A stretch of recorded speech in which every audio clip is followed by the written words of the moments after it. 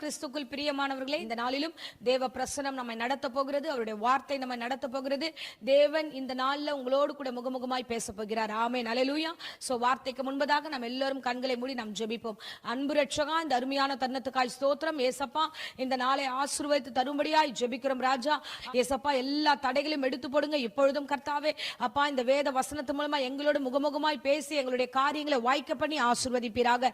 எல்லா தடைகளும் எடுத்து போடுங்க, ஆசீர்வதிங்க, தொடர்ந்து எங்களை வழி நடத்தும். இயேசுவின் நாமத்திலே ஜெபிக்கிறோம் நல்ல பிதாவே, ஆமென், ஆமென், ஹல்லேலூயா. இப்போதும் வேத வசனத்துக்கு நேராக நம்முடைய கவனங்களை திருப்புவோம்.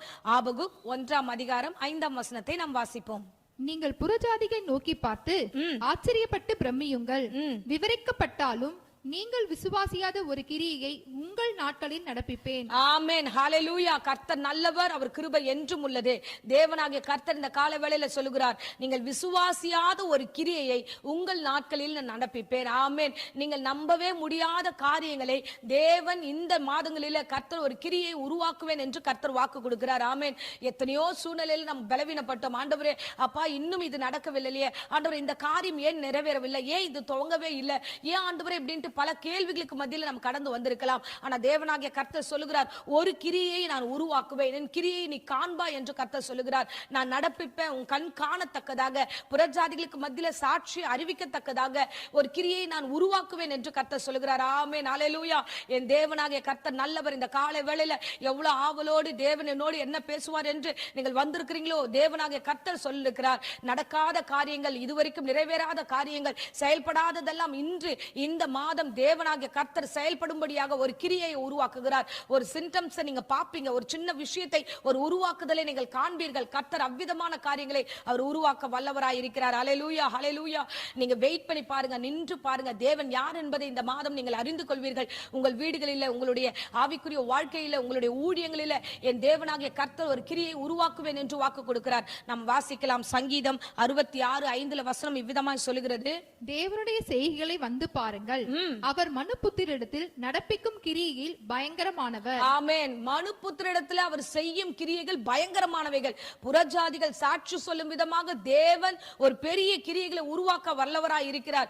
இவ்வளவு காலம் உருவாகவில்லை, இவ்வளவு காலம் நடக்கவில்லை, இவ்வளவு காலம் ஆண்டவர் ஏதோ ஒரு காரியத்துல நாங்கள் விழுந்து போயிருக்கிறோம், ஆண்டவர் காரியம் நடைபெறாதனால சோர்ந்து போயிருக்கிறோம் ஆண்டவரே என்று புலம்பலுக்கு மத்தியில் நீங்கள் இருப்பீர்கள் என்றால் என் தேவன் சொல்லுகிறார், நீங்கள் வந்து பாருங்கள், தேவன் பயங்கரமான காரியங்களை கர்த்தர் செய்ய வல்லவராய் இருக்கிறார். அப்படிதான் ஆண்டவர் மோசே கிட்ட கர்த்தர் சொல்லுகிறார். யாத்ராகமம் 34:10 வசனத்தை வாசிக்கிறோம். அதற்கு அவர், இதோ நான் ஒரு உடன்படிக்கையை பண்ணுகிறேன், பூமி எங்கும் எந்த ஜாதிகளிடத்திலும் செய்யப்படாத அதிசயங்களை உன் ஜனங்கள் எல்லாருக்கும் முன்பாகவும் செய்வேன். உன்னோட கூட இருக்கிற ஜனங்கள் எல்லாரும் கர்த்தருடைய செய்கையை காண்பார்கள்.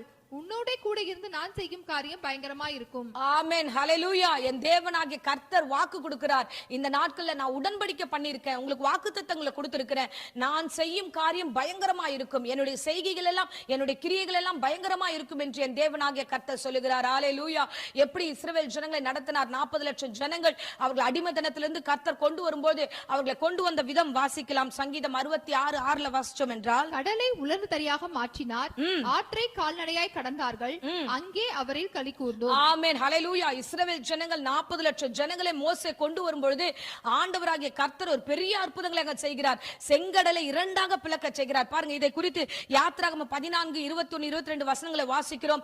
இஸ்ரவேல் ஜனங்களை கொண்டு வரும்பொழுது பார்வன் துரத்திக்கிட்டு வரான். இந்த 40 லட்சம் ஜனங்களோடு கூட அவன் கடந்து போகிறான். பெரிய பிரச்சனைகள், இதை கடந்து போக வேண்டும். ஆனா அங்க கடல் இருக்கிறது. அந்த கடலுக்கு நடுவுல இதுவரைக்கும் யாரும் நடந்ததில்லை.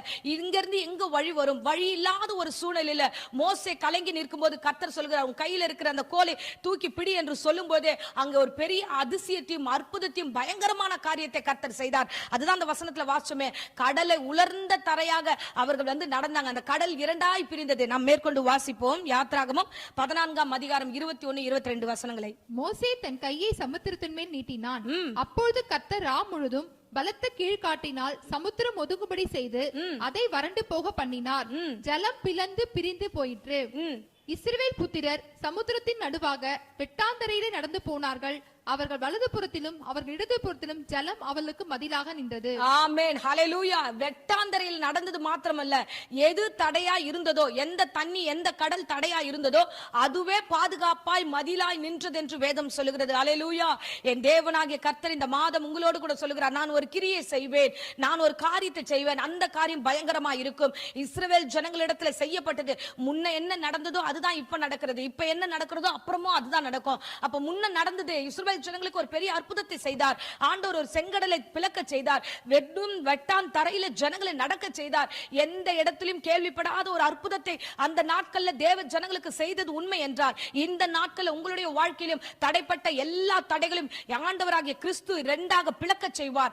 யார் தடையோ அவர்களையே பாதுகாப்பாய் மாற்றவும் செய்வார். தேவன் எல்லா காரியத்தையும் ஆண்டவர் மாறுதலாய் செய்ய வல்லவராய் இருக்கிறார். நீங்கள் விசுவாசியாத காரியம், அது எப்படி ஆண்டவரே, அது எப்படி ஆண்டவரே, இது எப்படி முடியும், எங்களுடைய பிரச்சனை இதுவா இருக்கும்போது அது எப்படி மாற முடியும், இவங்களே எப்படியாய் இந்த காரியத்திலிருந்து விடுதலையை கொடுக்க முடியும் ஆண்டவரே, எனக்கு குழப்பத்தோடு இருக்கிற சில காரியங்கள் என்ன சுத்தி குழப்பமா இருக்கிறது, என் வீட்டார் குழப்பமா இருக்கிறாங்க, என் ஆபீஸ்ல குழப்பமா இருக்கு, என் ஊழியத்துல குழப்பமா இருக்கு, அது எப்படி ரெண்டாய் பிரியும், அது எப்படி ரெண்டாய் மாறும், அது எப்படி நாங்கள் ஆசீர்வாதத்தை பெற்றுக்கொள்ள முடியும், ஏராளமான கேள்விகள். கடந்த நாள் பிள்ளைகளை நான் காணும் போது கேள்விகள் ஏராளமாய் கேட்கிறார்கள். சோ தேவனாகிய கர்த்தர் சொல்லுகிறார், அந்த எல்லா கேள்விகளுக்கும் ஒரே ஒரு பதில், ஒரு கிரியை நான் உண்டாக்குகிறேன், அது பயங்கரமா இருக்கும், அந்த கிரியை நீ விசுவாசிக்கத்தக்கதா இருக்கும்.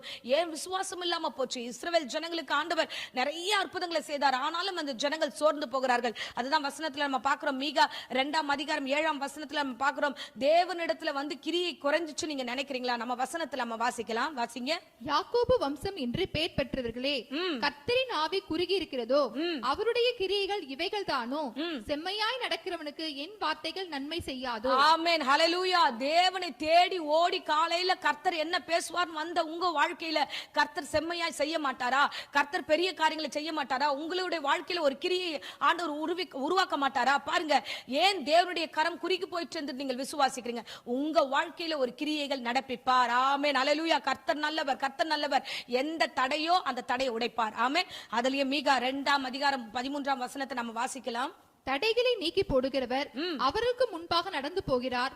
அவர்கள் தடைகளை நீக்கி வாசலால் உட்பிரவேசித்து கடந்து போவார்கள். அவர்கள் ராஜா அவருக்கு முன்பாக போவார். கர்த்தர் அவர்கள் முன்னணியில் நடந்து போவார். ஆமென், ஹalleluya. என் தேவனாகிய கர்த்தர் தடைகளை உடைத்து உங்களுக்கு முன்பதாக அவர் கடந்து செல்வார். நீங்கள் எதை குறித்து பயப்பட வேண்டிய அவசியம் இல்லை. என் தேவன் செய்கிற காரியங்கள் நின்று நீங்கள் கவனிப்பீர்கள். ஆமென். புறஜாதிகள் சாட்சி சொல்வார்கள், அது மாத்திரம் அல்ல. பாருங்க, நம்ம ஒரு விசேஷமான காரியத்தை நம்ம வாசிக்கிறோம். யோபு 1ஆம் அதிகாரத்துல பாத்தீங்கன்னா சாத்தானே சாட்சி கொடுக்கிறது. ஆண்டவர் கிட்ட வந்து கர்த்தர் கிட்ட வந்து சாட்சி கொடுக்கிற ஒரு வசனத்தை நம்ம வாசிக்கலாம். வாசிங்க 1:10. நீர் அவனையும் அவன் வீட்டையும் அவனுக்கு உண்டான எல்லாவற்றையும் சுற்றி வேலி அடைக்கவில்லையோ? அவன் கைகளின் கிரியை ஆசீர்வதித்தீர், அவனுடைய சம்பத்து தேசத்தில் பெருகிற்று. ஆமென், ஹalleluya. இந்த சாட்சி யார் கொடுக்கறானா? சாத்தான் சாட்சி கொடுக்கிறது. ஆமென். தேவன் சொன்னார், புறஜாதிகள் காணத்தக்கதாக, புறஜாதிகள் சாட்சி சொல்லத்தக்கதாக நான் காரியத்தை நடத்துவேன் என்று மாத்திரமல்ல. இந்த வசனத்துல வாசிக்கிறோம், சாத்தான் வந்து சாட்சி கொடுக்குது. ஐயா, நீர் பண்ணுகிற கிரியைகள் நீங்க வந்து ஆசீர்வச்சிருக்கீங்க, அவன் கையின் கிரியைகளை ஆசீர்வச்சிருக்கீங்க, அவனுடைய சம்பத்து நாளுக்கு நாள் பெருகி கொண்டிருக்கிறது. ஆமென். அவ்விதமாக அநேகர் ஆச்சரியப்படும் விதமாக எல்லா கிரியைகளையும் கர்த்தர் மாற்றி போடுவார். யாரெல்லாம் உங்களுக்கு விரோதமாய் நின்றார்களோ, யாரெல்லாம் உங்களுக்கு விரோதமாய் பேசினார்களோ, யாரெல்லாம் புலம்பினார்களோ, எல்லோருக்கும் மத்தியில் அவர்கள் வாயிலிருந்து வார்த்தை வரத்தக்கதாக கர்த்தர் பெரிய கிரியைகளை செய்கிறார். இவர்களை சம்பத்து நாளுக்கு நாள் பெருகிற்று என்று சொல்லத்தக்கதாய் ஒரு பெரிய கிரியை கர்த்தர் செய்வார். ஆமென், ஹalleluya. அதுதான் ஆரம்பத்துல வாசிச்சோம். நீங்க விசுவாசியாத கிரியை, நீங்க எதிர்பார்க்காத கிரியை, நீங்கள் சில காரியங்கள் எதிர்பார்க்கிறீங்க, ஆண்டவர் அதை காட்டிலும் பெரிதாய் செய்வேன் என்று வாக்கு கொடுக்கிறார். அவர் வாக்கு கொடுக்க வல்லவராய் இருக்கிறார். ஆமென். அநேக ஜனங்களுக்கு அவர் வாக்கு கொடுத்தார். அவருடைய வாக்கு ஒன்றும் தரையில விழுந்து போவதில்லை. வானமும் பூமியும் ஒழிந்தாலும் அவருடைய வார்த்தை ஒரு நாளும் ஒழிந்து போவதில்லை. மனுஷர்கள் 1000 வார்த்தைகள் கொடுப்பார்கள், ஆனா அதெல்லாம் நிறைவேற்றுவார்கள் என்ற ஒரு கேள்விதான். ஆனா தேவனாகிய கர்த்தரோ நமக்கு ஒரு வாக்கு கொடுத்திருக்கிறார். இந்த வருடம் வாக்குத்தத்தமே கொடுத்திருந்தாரே, நான் உன்னை மறப்பதில்லை என்று. அப்போ உங்களுடைய காரியங்கள் என்னதென்று அவர் அறிந்திருக்கிறாரே. எத்தனையோ பிரச்சனைகளை அழுது கொண்டு தேவ சமூகத்துல காத்திருக்கிற உங்களுடைய சூழ்நிலைகளை அவர் அறிந்திருக்கிறாரே. நீங்க சோர்ந்து போகாதீங்க, அவருடைய கரம் குறுகி போகவில்லை. உங்களுடைய வாழ்க்கையில பெரிய காரியம் செய்ய போகிறதை புறஜாதியும் சாத்தானும் சாட்சி சொல்லத்தக்கதாய் ஒரு பெரிய கிரியைகளை கர்த்தர் செய்வார். ஆமென். ஆகையால கொஞ்சம் பொறுமையா இருங்க. இவ்வளவு காலம் பொறுமையா இருந்தீங்க, தேவனுடைய வார்த்தை சொல்லுகிறது. ஆபகுக் 2ஆம் அதிகாரம் 3ஆம் வசனத்தை நாம் வாசிப்போம். குறித்த காலத்துக்கு தரிசனம் இன்னும் வைக்கப்பட்டிருக்கிறது, முடிவிலே அது விளங்கும், அது பொய் சொல்லாது, அது தாமதித்தாலும் அதற்கு காத்திரு, அது நிச்சயமாய் வரும், அது தாமதிப்பதில்லை.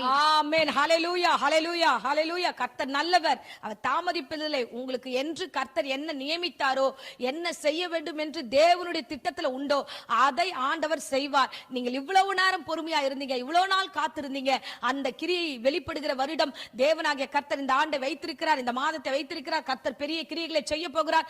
தாமதித்தாலும் நீ காத்திரு, அவசரப்படாத, என் தேவன் பெரிய காரியங்களை செய்வார். ஆமென். ஹalleluya.